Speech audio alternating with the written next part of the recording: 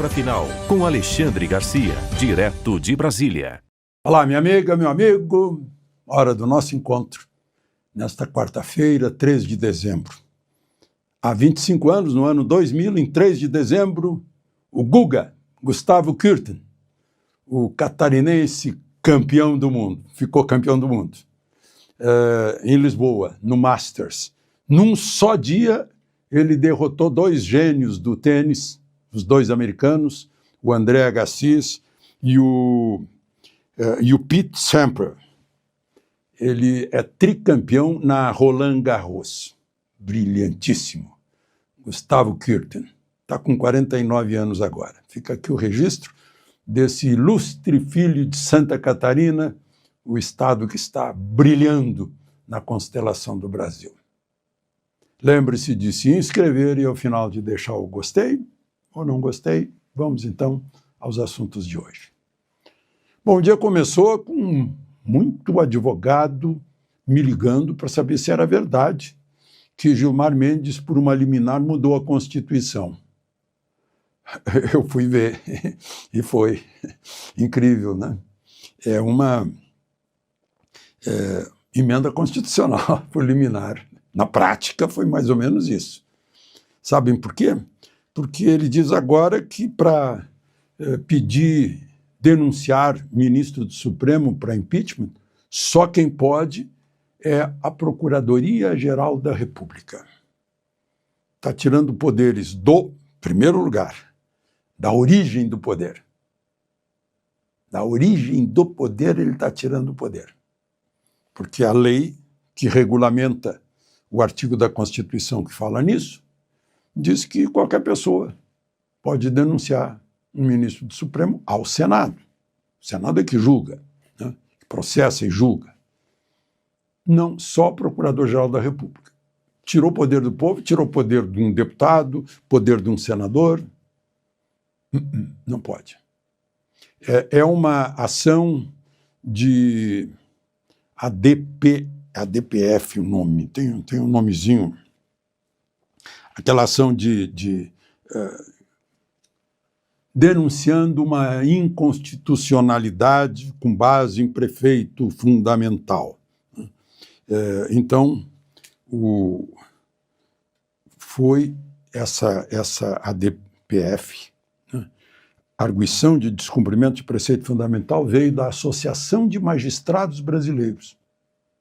Bom, pode ser que o ministro do Supremo seja sócio lá, porque os magistrados não são julgados no Senado. Eu vou ler para vocês a Constituição, espero que ainda esteja vigente. Artigo 52.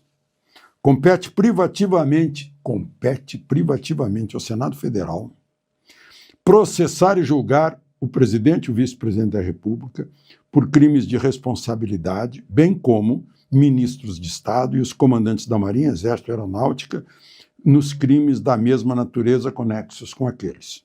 2. Compete privativamente ao Senado Federal processar e julgar os ministros do Supremo Tribunal Federal, os membros do Conselho Nacional de Justiça e do Conselho Nacional do Ministério Público, o Procurador-Geral da República e o Advogado-Geral da União nos crimes de responsabilidade. Então, compete privativamente ao Senado Federal processar e julgar. Aí ele entrou no quem apresenta a denúncia. Foi regulamentado esse artigo da Constituição dizendo que qualquer um do povo, né, pode, inclusive deputados e senadores. Gilmar Mendes aceitou a arguição de descumprimento de preceito fundamental da Associação de Magistrados Brasileiros e mudou a lei. Não disse assim, esse pedacinho aqui da lei não vale. Mas ele mudou, botou outro texto, outra redação. Ele criou legislação. Que está pendurada é uma lei, provavelmente uma lei complementar, que regulamenta a Constituição, né? Ele poderia dizer até, esse não, né? Mas disse assim, não, é só o Procurador-Geral da República que pode. Criou legislação. Numa liminar. A liminar já está valendo. Não? Outra coisa, seguiu tudo aquilo que foi arguído pela Associação de Magistrados Brasileiros, Associação de Juízes, que não pode afastar na hora que aceita a denúncia. Está lá na lei, por maioria simples. O julgamento é por 2/3, está na Constituição, está no mesmo artigo, lá embaixo no parágrafo. 2/3. Para condenar. Agora, para aceitar a denúncia, é maioria simples. No momento em que aceita a denúncia, a pessoa é afastada. E aí a lei diz, olha, já tira 1/3 do salário. Se for absolvido, devolve 1/3. Não gostaram. Nem gostaram da maioria simples. Disseram que tem que ser 2/3 e o ministro Gilmar, sim, é isso, vou mudar. Mudou a lei. Ele simplesmente não disse, olha, isso não pode. Não, ele mudou a lei. Tem que ser 2/3. E, enfim, agora a liminar vai ser submetida ao plenário virtual. Não é nem presencial, é virtual. Ao plenário, mas Gilmar é da segunda turma, né? Por que ele não deixa na segunda turma? Onde está o Fux, o André Mendonça, o Cássio Nunes Marques e o Toffoli. Pois é, isso levantou uma celeuma lá no Congresso Nacional. Alcolumbre, né, que sempre quietinho, em relação a 66 pedidos de impeachment de ministro do Supremo, ele, Pacheco, né, acumulando 66. Lá no Rio Grande, a gente diz que quando a pessoa fica de 4, o outro monta. Né? Parece que foi isso. Então, já que você já está de 4 aí, vamos montar. Né? Vou alterar. E não vai ser possível vocês mais pedir impedimento de qualquer ministro do Supremo, porque tem que passar pela Procuradoria-Geral da República. Acabou peso e contrapeso da teoria de Montesquieu, dos 3 poderes, que, aliás, na verdade, são 2, né? Porque o poder emana do povo. O poder do povo é dado pelo voto, que não vai para o terceiro poder, o Supremo. Né? Mas aí é uma outra discussão. Pesos e contrapeso. Eliminou o contrapeso.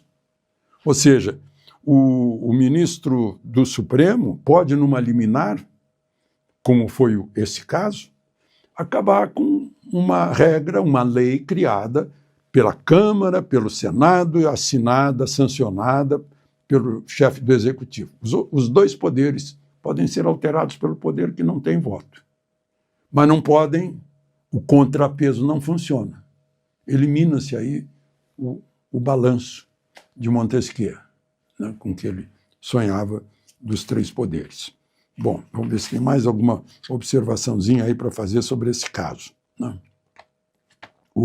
Pois é, Alcolumbre já respondeu, dizendo que não hesitará em defender as prerrogativas constitucionais do Congresso Nacional. Mas só agora que ele diz isso.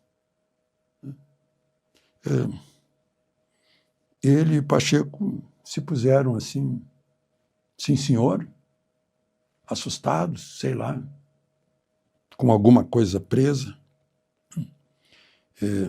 Enfim.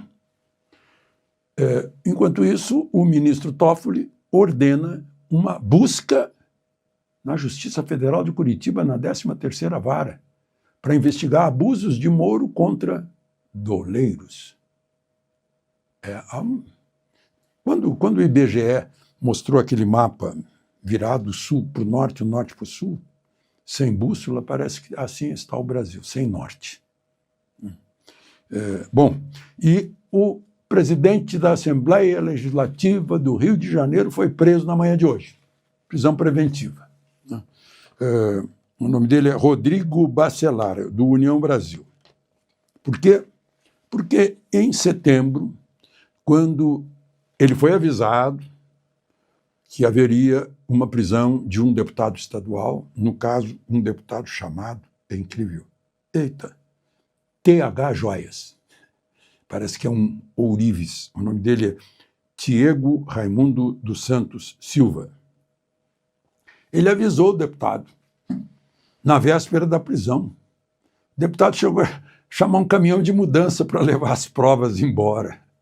E chegou a reclamar que estava com um freezer cheio de carne, que não tinha como, que ia deixar carne para a Polícia Federal. Incrível. Ele avisou. E esse deputado já foi indiciado, sabem por quê? Intermediação de venda de armas para o Comando Vermelho. Rio de Janeiro. Não é só territórios ocupados, é também prédios públicos ocupados. Incrível esse país, né? Interessante, a prisão do presidente da Assembleia Legislativa foi dentro da própria superintendência da Polícia Federal. Ele foi chamado pelo superintendente, só pode vir aqui para a gente ter uma conversa. Lá dentro que foi dada a voz de prisão dele, né, determinada pelo ministro Moraes, né, mandato de prisão de Moraes, com busca e apreensão. Como tinha busca e apreensão, ele chegou lá de carro, fizeram busca no carro. Sabe o que encontraram no carro? R$90 mil. Esse é o Brasil. Por isso que eu disse que a gente acordou com novidades tristes, porque a gente sabe que nós somos a fonte do poder e temos gente que recebeu o poder pelo voto, está fazendo essas coisas. E gente que não recebeu nenhum poder pelo voto também está fazendo coisas. De Brasília, Alexandre Garcia.